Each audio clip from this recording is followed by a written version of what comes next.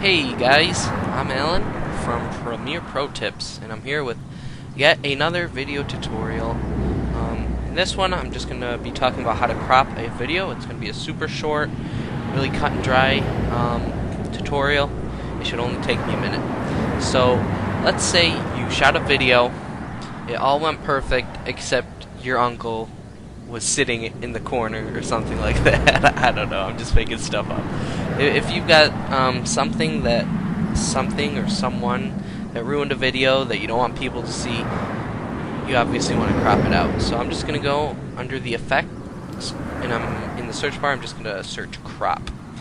So more specifically, it's under video effects, transform, and then crop. So you're just going to take it, drag it, and drop it on your clip that you want to crop. Okay, so then you want to go up into the effect controls in this area, and you're going to want to click the drop down. So as you can see, you've got left, top, right, and bottom. So let's say your uncle was in the left over here. You obviously want to get rid of him, so you're going to go under the left part, and you're just going to increase this percentage by dragging it to the right.